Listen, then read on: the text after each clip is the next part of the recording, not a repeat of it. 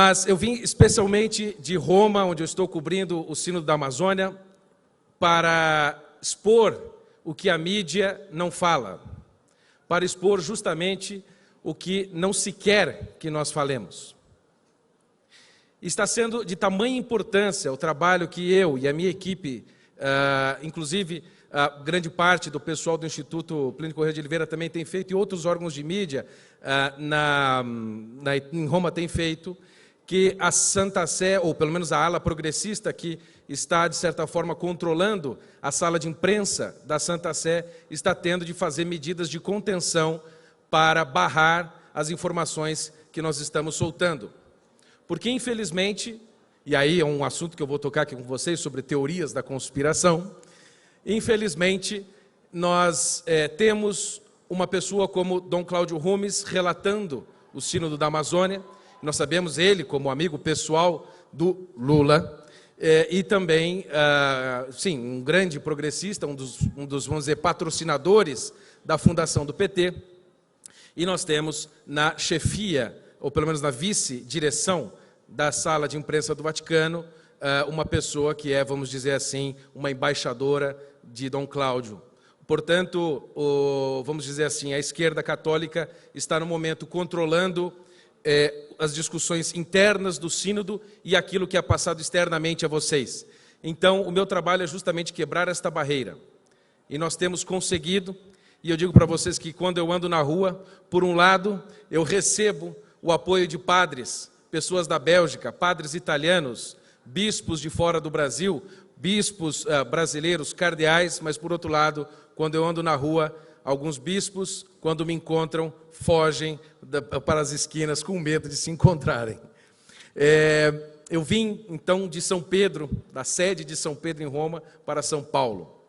E como vocês sabem, São Pedro e São Paulo são os grandes pilares da igreja e os grandes pilares da fé cristã. E muito recentemente eu fui mais uma vez difamado, em algum modo, pela Folha de São Paulo. Já fui, inclusive, associado ao Eduardo Bolsonaro pelo Le Figaro, na França, porque ele compartilhou um vídeo meu tecendo elogios ao Micron. E então o Eduardo, ele soltou o meu vídeo e aí, enfim, mais uma crise na República. E a culpa, em parte, caiu sobre mim. Em breve sairá uma do Le Monde falando mal de mim. Teve a lista do Estadão. Mas esta preocupação excessiva que a mídia tem tido com os youtubers, por assim dizer, me chamem como quiserem de youtuber, eu aceito essa pecha com muito orgulho, é porque eles estão com medo de nós. Nós temos feito barulho e provado que a internet é superior à mentira da mídia.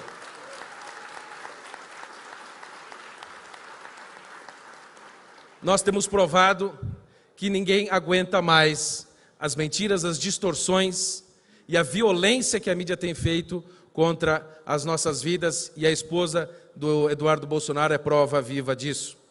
Então, portanto, para começar esta palestra, eu quero, na verdade, fazer uma reflexão rápida com vocês, falando, sim, da mídia, especificamente do jornal americano The New York Times, que, uma época, foi o grande modelo de jornalismo no mundo e hoje, infelizmente, se tornou a Folha de São Paulo americana, o que para eles não é nada bom.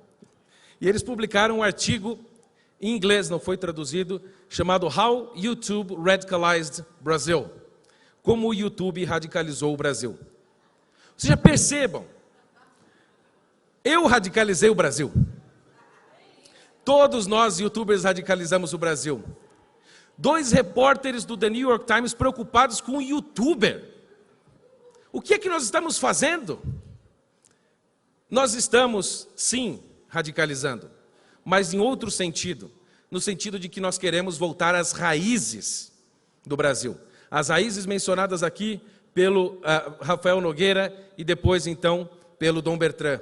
As nossas raízes cristãs e majoritariamente católicas que fundaram a terra de Santa Cruz, da qual nós nos orgulhamos, porque as nossas raízes são baseadas em Jesus Cristo. E delas nós jamais iremos tirar os pés.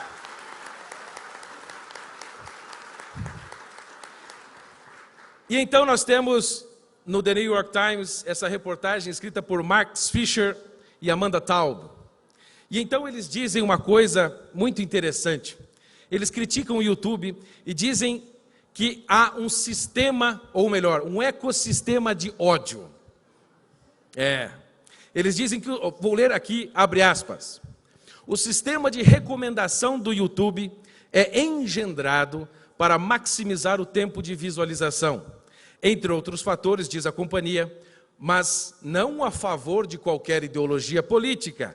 O sistema sugere o que assistir depois, frequentemente reproduzindo vídeos automaticamente em busca sem fim para nos manter colados à tela.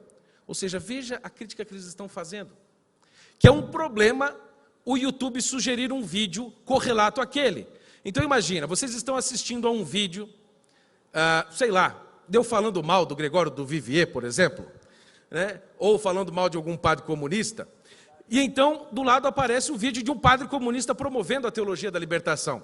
Isso seria ridículo.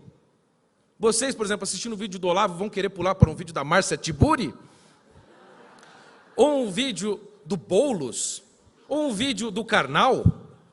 Né, como o professor chama o Leandro espiritual? É óbvio que não. Ou seja, nós queremos aquilo que nos é afeto, que ressoa no nosso coração. Mas eles dizem que isso cria um ecossistema de ódio, porque nós ficamos ali presos dentro daquela estrutura, daquela bolha. Não é mesmo? E aí, então, eles fazem uma anotação importantíssima, e é isso que vai guiar as minhas palavras. Eles dizem, especificamente, inclusive, quando estão falando de mim, dizem, mas as emoções que movem as pessoas, como o medo, a dúvida e a raiva, são frequentemente aspectos centrais de teorias da conspiração. Em particular, dizem os especialistas, e essa é para todos nós, de extrema direita. Agora, o que eu me pergunto é o seguinte, emoções que movem pessoas, medo, dúvida e raiva, são facetas de teorias conspiratórias, como eles dizem. O que eu quero trazer aqui hoje é elevar um pouco a discussão e lembrá-los que nós não podemos esquecer do Espírito. Espírito no sentido que falo da nossa alma e no sentido também do Espírito divino, no Espírito também que se manifesta na cultura. Porque se nós esquecermos isto, nós perderemos a nossa essência conservadora, ficaremos preocupados com a política diária e seremos dominados pelo, vamos dizer, espírito maligno, que muitas vezes veste vermelho. E ultimamente, a pergunta que eu faço a todos nós aqui é se há alguma razão para que a gente se mova preocupado com teorias da conspiração. E eu digo que sim. Todo o momento que nós estamos vivendo, especificamente agora, justifica toda a nossa preocupação com conspirações. Ao mesmo tempo que, por exemplo, eles dizem que nós propagamos teoria da conspiração, eles publicam matérias ridículas, como a Cruzoé, criando conspiração onde não existe. E justamente onde existe é onde eles dizem que não há. Quem é o conspirador? Veja, a coisa é desde o princípio, onde anjos conspiram contra Deus, depois a serpente conspira contra os homens. Nós vemos lá no Salmo número 2 dito o seguinte, por que tumultuam as nações? Por que tramam os povos vãs ou vazias conspirações? Nós vemos que, ou lembramos, o Senado romano que se conspirou contra César, até tu, Brutus, não é mesmo? Nós vemos que, uma lembrança estranha para esses momentos que nós estamos vivendo, no século XVI e no século XV, as conspirações que muitas vezes terminaram na aquisição do papado. Pessoas que, ao que indica a história, compraram o papado. Ou como a suspeita, por exemplo, do Alexandre VI, do Papa Borgia. Ou mesmo a infiltração de agentes da KGB no Brasil. Coisa que, se nós falarmos, por exemplo, a certos setores da extrema imprensa, nos terão como loucos, enquanto que isso hoje já é documentalmente indiscutível, de que existia uma conspiração no Brasil para transformá-la em mais um satélite da União Soviética. Quando, por exemplo, eu olho a história da teologia da libertação, e me lembro, por exemplo, Dom Bertrand mencionou aqui, não poderia ter tido melhor introdução, ou melhor antecessor aqui, de que, infelizmente, por um acordo oficioso, não oficial, de um diplomata da Santa Sé com o Kremlin, o Concílio Vaticano II, infelizmente, não condenou o comunismo, ainda que fosse uma demanda de vários padres conciliares. Esse acordo é conhecido como Pacto de Metz, feito às vésperas do concílio. Então, a troca que foi feita é que a Igreja Russa mandaria padres para o concílio e, então, a Igreja não condenaria oficialmente o comunismo, mas poderia condenar, sim, o ateísmo e coisas semelhantes. Agora dirão que isso é conspiração, ainda que a documentação seja vastíssima. Agora, por exemplo, a questão do Sínodo da Amazônia, eu estou lá em Roma diariamente, trabalhando 18 ou 19 horas por dia, cobrindo aquele evento. E percebo a mão da ONU em todos os lugares. Estive numa reunião paralela ao Sínodo da Amazônia, que eles chamam de Casa Comum, onde nós vimos franciscanos da Ordem de São Francisco de Assis, dizendo, nós apoiamos a Agenda 2030. Eu vejo pessoas que seguem a Ordem de São Francisco fazendo isso, e, por um outro lado, Deus sabe como, nós temos um presidente que é católico, mas não é franciscano, que é casado com a Michele, que é protestante, que é contrário à Agenda 2030. Isso é muito, muito, muito fora do comum. Nós vemos, por exemplo, uma conspiração que envolveu minha vida agora recentemente. Eu fiquei sabendo ontem que o meu confessor em Londrina, e eu faço questão de tornar esta informação pública, somente porque o meu padre confessor em Londrina, padre Antônio Fiore, dos Palotinos, somente porque ele é meu amigo, porque ele me confessa, me dá a Eucaristia, somente por isso, ele está sendo com 72, 73 anos expulso pelo bispo e pelo provincial de Londrina para São Paulo, aqui num asilo de velhinhos para morrer, porque ele é meu amigo. E nós somos os intolerantes. Se eu acuso de conspiração, por exemplo, o meu bispo, eu posso ser excomungado, como já fui oficialmente quase 2 vezes, uma vez ao vivo, um padre me excomungou, e aí eu o desafiei a instaurar um processo canônico oficial, obviamente ele desistiu, simplesmente porque eu estava denunciando problemas na igreja. Ou seja, sim, nós estamos vivendo o tempo das conspirações. Se nós temos preocupação com conspiração, eu acredito porque nós temos razões justas para isso. Se nós olharmos tudo que envolve o Deep State nos Estados Unidos, como não acreditar em conspiração? Portanto, sim, eu acredito. Há conspirações, há fundamentos. Mas digo, para encerrar esse tópico, que sim, nós também devemos conspirar. Conspirar em latim nada mais é do que inspirar junto, co-inspirare. Vamos inspirar e respirar o mesmo ar, na mesma direção, na promoção do belo, do bom e do verdadeiro.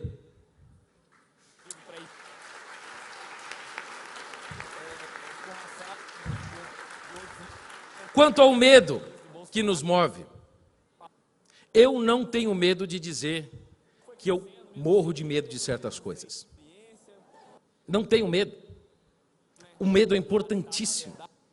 O Benê Barbosa, que lida com armas aqui, sabe que se você não tiver medo, se você for temerário com uma arma, você pode causar um dano terrível. Se você, por exemplo, por um outro lado, for um covarde absoluto, você também pode causar sérios danos. A justa medida, ensina Aristóteles, não é nem você ser temerário e nem você ser covarde, mas é você ser corajoso. É ter a justa proporção do medo segundo a realidade que se lhe apresenta. Isso nos mostra o professor Olavo de Carvalho e nos diz que nós devemos nunca ajustar o nosso medo, nós nunca devemos ajustar a realidade ao nosso medo, aos nossos sentimentos, mas devemos nos submeter à realidade. Veja os soldados brasileiros em Monte Castelo, dos quais nós nunca devemos esquecer, os bravos guerreiros brasileiros que até hoje são louvados pela sua ação na Segunda Guerra Mundial. Aqueles homens tinham um medo que os movia, o medo de ver a sua base e a sua civilização, a sua vida destruída. O Chesterton diz que o soldado nunca luta por aquilo que ele vê na frente ou pela derrota do inimigo. Ele luta para preservar a sua casa que ele deixa para trás na frente de batalha. É por isso que nós estamos à frente, para impedir que eles destruam aquilo que nós já temos. É por isso que nós queremos conservar aquilo que nós amamos. E é por isso que nós vamos à luta com medo de que eles possam destruir aquilo que é nosso. Mas o antídoto para o medo, obviamente, nós sabemos, é a coragem proporcionada à realidade. Até mesmo os kamikazes têm medo, vocês sabiam disso? Vocês já perceberam que kamikaze usa capacete? Exato, eles têm o medo de errar o alvo, dar a sua vida em vão, e em vez de acertar um navio, por exemplo, americano, como foi a época, acertar a água, e não morrer de forma honrosa, segundo eles. Portanto, vamos ajustar, não ser temerários demais, e nem covardes demais, mas sermos corajosos na justa proporção do medo. Do medo de perder o país, para essa gente que sequestrou a nação e nos chama agora de malucos, porque nós dissemos, ou dizemos ainda, que eles tomaram conta de tudo, e nós achamos ainda, muitos acham, que porque só Bolsonaro chegou ao poder, tudo está resolvido. Como foi dito, nós não temos universidade conservadora, nós não temos uma cultura, alta cultura conservadora estabelecida, nós não temos mídia conservadora, nós temos pessoas que se sentem representadas pelo primeiro conservador da história da República Brasileira, que é o presidente Bolsonaro.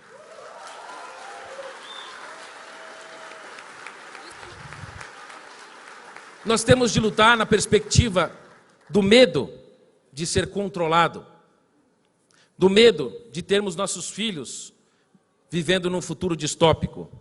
Vamos ajustar o nosso medo e ganhar coragem.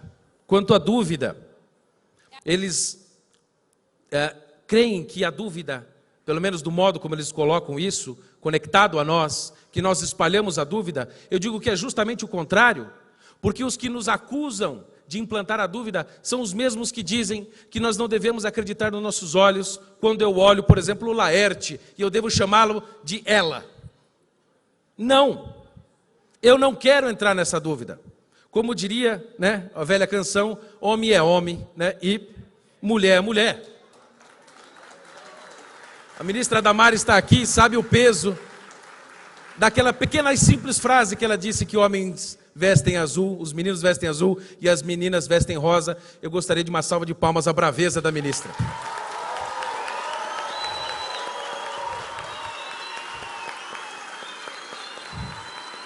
E por outro lado, também, eu quero que vocês entendam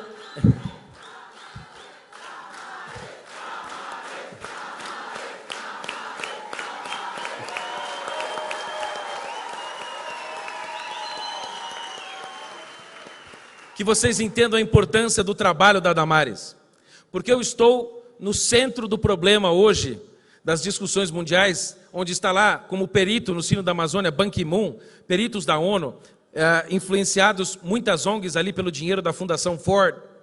E eu vi, por exemplo, o cardeal Pedro Barreto, que é um cardeal peruano muito influente no sínodo, negando absolutamente que haja hoje infanticídio indígena. E ele pediu provas.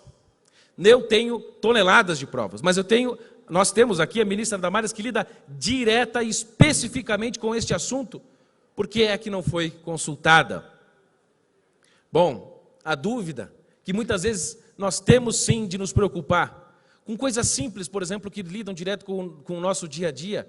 Eu, com as minhas preocupações físicas, me encho o saco. O ovo faz mal, o ovo faz bem. A gordura de porco faz mal, a gordura de porco faz bem. Deixe-me comer à vontade. Quando você vai a um buffet, você vive na dúvida. Eles querem tocar nas nossas coisas mais cotidianas e simples, como ir a um buffet e comer. Aí você pensa, será que tem óleo de canola? Isso aqui eu acho que é cancerígeno. Mas será que essa água é pH acima de 7,35, que é o pH do sangue? Mas será que tem minerais demais e pode me causar uma pedra no rim? Eu vivo nessa loucura, porque na época eu fui obcecado com essas coisas, hoje eu deixei rolar, como vocês podem ver. As dúvidas que nos são implantadas em nossas vidas, muitas vezes por grande parte do jornalismo. Como, por exemplo, recentemente disseram desta crise que houve, suposta, do governo brasileiro com a OCDE, ou então a frequente tentativa de criar uma crise entre Bolsonaro e Moro, coisa que não há, é mentira atrás de mentira, dúvida em ponto de dúvida, seguinte de dúvida. Mesmo nos nossos celulares, nós não podemos confiar.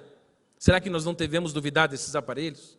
E que recentemente eu estava conversando com um canadense, o chefe do site canadense LiveSite News, John Harry Weston, conversando sobre o sínodo lá em Roma, e nós trocamos de assunto e falávamos de hóquei, a Liga de Hóquei Canadense.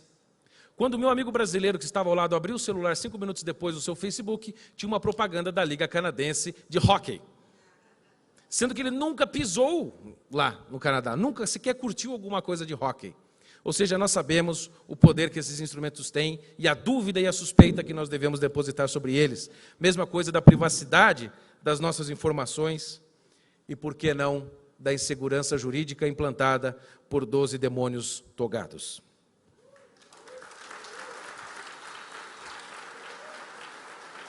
Não há hoje instituição mais influente, poderosa do que o STF. Recentemente, eles declararam que a homofobia é crime. Eu prefiro ir à cadeia do que negar os meus olhos e dizer, por exemplo, como nós acreditamos como cristãos, que sim, isto vai contrariamente à vontade de Deus.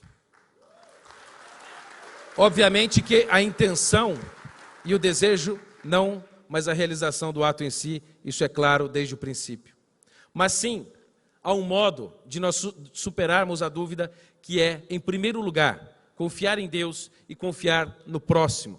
E eu acredito que a importância do CIPAC é justamente para criar estes novos laços, ampliar os laços de ação, os meios de ação, para que a gente possa superar esses sistemas de medo, de dúvida e, inclusive, as conspirações. É uma busca pela verdade, ainda que mantendo suspeita sobre quem deve ser alvo da nossa suspeita. E, por fim, a raiva, que somos acusados frequentemente de discurso de ódio. Agora, será que nós temos motivo para odiar certas coisas? É óbvio. Eu desprezo assassinos. Eu desprezo bandidos. Nós não queremos essas pessoas, de novo, no poder. Nós não queremos bêbados no poder. Nós não queremos pessoas interessadas em tirar o dinheiro da população. Nós odiamos isso. Nós odiamos o pecado. Nós odiamos a maledicência, nós odiamos os mentirosos e nós queremos fora da vida pública. Na vida pública nós precisamos de gente idônea, que não se conspurque com a mentira e com a desgraça. O próprio Jesus Cristo nos deu um exemplo maravilhoso de como é possível você se irar como um santo. Quando se faz negócio com a fé, como muitos bispos, pastores e vários representantes de religiões fazem, usurpando a fé, nós temos de pegar o chicote e descer o cacete. E é por isso especificamente que eu fiz este esforço de vir a Roma até aqui para dizer a vocês que eu estou disposto a dar o meu sangue, dar a minha vida pela verdade, para o bem e a salvação das almas, se isso Deus nos ajudar a chegar lá. A raiva, a ira, muitas vezes o ódio, tem sim uma força pacificadora. A ira que se levanta contra a injustiça. O soldado que se ira com o seu inimigo insolente, dá coragem a ele de lutar. O ódio, a possibilidade da destruição, que é nada mais do que a outra faceta do medo. Mas, contra o medo, o próprio Jesus Cristo disse, quando havia tempestade no barco e tudo parecia acabar, ele disse, não tenhais medo, eu estou aqui. Quanto à dúvida, ele mesmo disse ser a verdade, disse que ninguém iria ao Pai senão por ele. E a respeito da raiva, ele disse, jogai a mim o fardo pesado, que vos aliviarei. Quanto às conspirações, eu evoco São Paulo, o apóstolo, que nos ensina que há uma conspiração, que não é feita pela carne e não é feita pelo sangue, mas é uma conspiração a partir de espíritos malignos nos ares. Nós, conservadores, jamais devemos nos esquecer dos espíritos, bons e maus. Jamais devemos abandonar a perspectiva do que há além da nossa vista e dos nossos sentidos. Nós não podemos nos esquecer que a luta é também espiritual. Nós não podemos viver uma perspectiva imanentista, que acredita que tudo se resume à história, que tudo é concreto, que não há nada além disto. São Paulo fala da dimensão do espírito, o espírito que induz, que conduzem os homens para o bem ou para o mal. Espíritos malignos mesmo, mas são também, de algum modo, obsessões malignas, sentimento de posse sobre o outro e o elogio à condição caída do homem. E eu encerro falando de Edmund Burke, vamos dizer, o nosso esteio do conservadorismo, que tinha como ponto de partida antropológico da visão da condição humana de pecado. Ele não acreditava na bondade humana intrínseca. Ele acreditava, assim, que de algum modo o homem era incurável sem Deus. É por isso que nós, conservadores, se abandonarmos Deus, nós iremos cair nas esparrelas liberais que acreditam que o homem é bom, que a sociedade o perverte. Não, se a sociedade é pervertida, é porque há vagabundos mandando nessa história.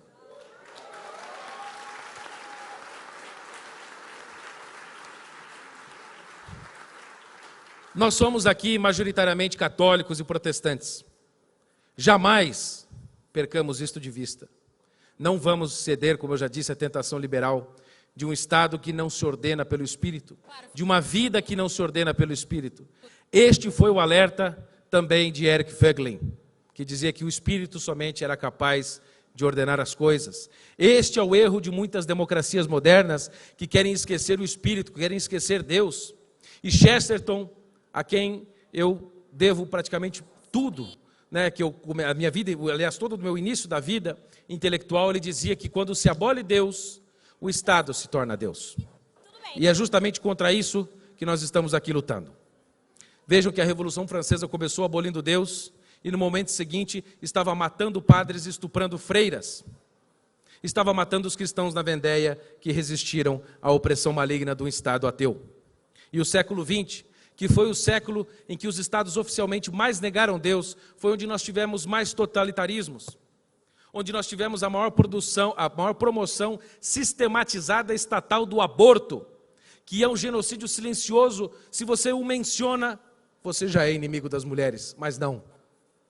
Nós queremos o bem das mulheres, daquelas que estão grávidas e daquelas que estão no ventre, que pelo menos são 50% das gravidezes. O século XX foi o século que negou Deus e criou o gigantismo do Estado, que foi contra a família, que criou a insegurança jurídica, a invasão e o controle da vida privada e um meio de incerteza e inconstância. Conservar, meus caros, sem ter Deus, nosso Senhor Jesus Cristo como centro, é apenas atrasar a inevitável destruição. Somente nele tudo se eterniza. E se queremos ser conservadores de fato, temos de conservar, não verdades abstratas, mas conservar uma pessoa. O professor Olavo de Carvalho, certa vez, disse uma coisa que eu jamais esqueci.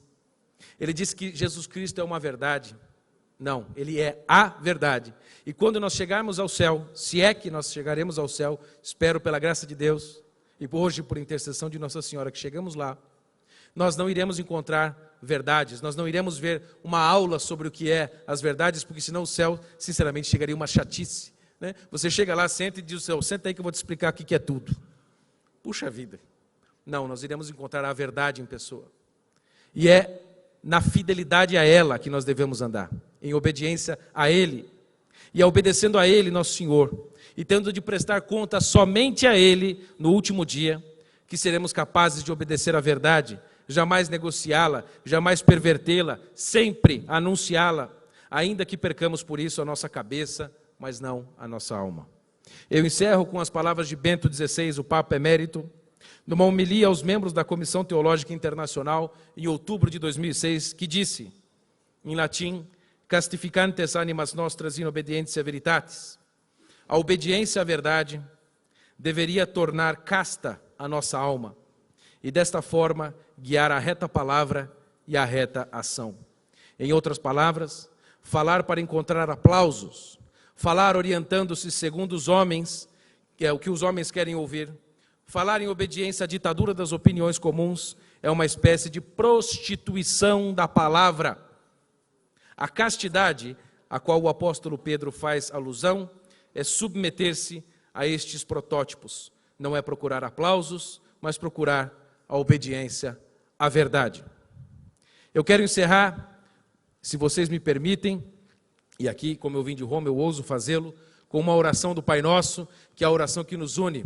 Se puderem todos se levantar, por gentileza, vamos rezar e pedir a bênção de Deus.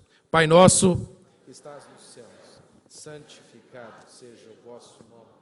Venha a nós o vosso reino. Seja feita a vossa vontade, assim na terra como no céu. O pão nosso de cada dia nos dai hoje. Perdoai as nossas ofensas, assim como nós perdoamos a quem nos tem ofendido. E não nos deixeis cair em tentação, mas livrai-nos do mal. Amém. Meus caros, como disse Dom Bertrand, eu acho que podem se sentar, né? Como disse Dom Bertrand, a Amazônia é nossa. Como disse Bolsonaro, o Brasil é nosso e não deles. Mas eu digo, todos nós somos de Deus. Não esqueçamos do Espírito. Que Deus nos abençoe. Obrigado.